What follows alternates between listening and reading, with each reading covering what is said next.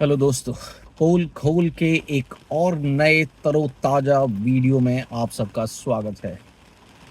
Lok Sabha elections 2024 बिगुल बज चुका है। पार्टियों ने कमर कस ली है। जंग जारी है। नरेंद्र मोदी, राहुल गांधी, अखिलेश यादव जी, मायावती जी, ममता जी, सभी बड़े नेता अपनी अपनी पार्टियों के चुनाव के प्रचार में लगे हुए हैं। बहुत सारे मुद्दे विपक्ष उठा रहा है, कोशिश कर रहा है कि उन मुद्दों की ताकत पर वह मोदी को तीसरी बार सत्ता में आने से रोक लेंगे। आपको क्या लगता है? आप जरूर कमेंट करके मुझे बताइएगा कि क्या मोदी जी तीसरी बार सत्ता में आ रहे हैं या नहीं। किंतु अगर नहीं आ रहे हैं तो क्या आपको लगता है कि विपक्ष के मुद्दों में दम है? महंगाई, बेरोजगारी और भ्रष्टाचार। मैं लगातार देख रहा हूं कि विपक्ष इन तीन मुद्दों के जरिए से मोदी जी को और भाजपा को घेरने की कोशिश कर रहा है। किंतु अगर मोदी जी तीसरी बार सत्ता में आ रहे हैं तो आखिर क्या कमी रह जा रही है कि ये तीन अत्यंत ही महत्वपूर्ण मुद्दे विपक्ष द्वारा उठाए जाने के बावजूद भी असरकारक नहीं दिखाई देते हैं। मैं यहाँ पर अपनी राय आपके साथ शेयर करूंगा और आप मेरी राय से कितना सहमत हैं, कितना असहमत हैं, कृपया करके मुझे ज़रूर बताइएगा। इससे पहले वीडियो में भी मैंने भ्रष्टाचार को लेकर अपनी राय जाहिर की थी और बताया था कि विपक्ष द्वारा जो भ्रष्टाचार का मुद्दा उठाया जा रहा है वह स्थानीय स्तर पर आम लोगों को इतना प्रभावित नहीं करता। जैसे कि इलेक्टोरल बॉन्ड जो कि दान दिया गया है कुछ कंपनियों के द्वारा विभिन्न राजनीतिक पार्टियों के लिए। उसमें सभी पार्टियां शामिल हैं, किसी को कम मिला, किसी को ज्यादा मिला। बीजेपी को सबसे ज्यादा मिला, लेकिन ये किसी भी तरह से आम जनता को मुझे नहीं लगता कि प्रभावित करता है, क्योंकि जो पैसा केंद्र से चलकर आम जनता को मिलना चाहिए वो तो मिल रहा है। कई जगह पे वो डायरेक्ट ट्रांसफर के थ्रू उनके बैंक अकाउंट्स में जा रहा है, कई जगह वह राशन के रूप में उनके घरों में जा रहा है। कई लोगों को तो इलेक्टोरल बॉन्ड समझ ही नहीं आता, और जिनको समझ में आता है उनको पता है कि जो पैसा कंपनीज ने राजनीतिक पार्टियों को दिया है वो कंपनियों का पैसा था, वो हमारा पैसा नहीं था। वो जिसको चाहे उसको दे सकती हैं।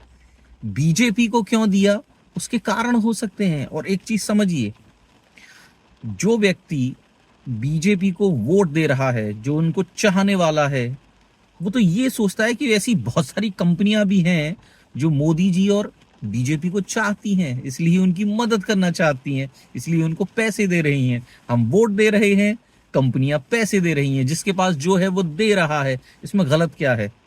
बीजेपी के समर्थकों के लिए, मोदी जी के समर्थकों के लिए इसमें कुछ भी गलत नजर नहीं आता। और बात रही अगर उन लोगों की जो बीजेपी के विरोधी हैं, वोटर्स, वो जरूर ये सोचते होंगे कि शायद ये पैसा मोदी जी को इसलिए दिया जा रहा है कि या तो वो मोदी जी उन कंपनियों को कोई फायदा पहुंचाएं, या फिर वो कंपनियां किन्हीं गलत कामों में उलझी हुई हैं और अपने आप को बचाने के लिए मोदी जी और बीजेपी को वो पैसा दे रही हैं दान के स्वरूप में।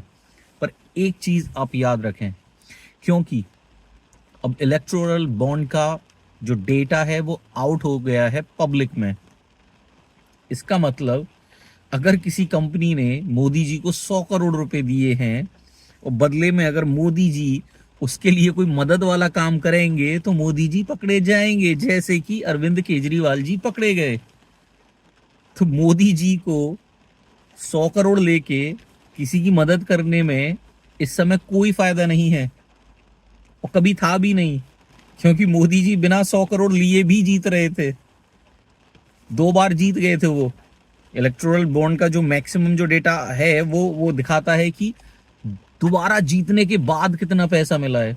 तो मोदी जी 2 बार जीत चुके थे, तो तीसरी बार जीतना इतना कठिन नहीं हो लग रहा होगा कि उसके लिए हजारों करोड़ रुपए इकट्ठे किए जाएं। और अभी होगा क्या कि इलेक्टोरल बॉन्ड का जो पैसा बीजेपी के पास आया है वो उनके अकाउंट में आया है।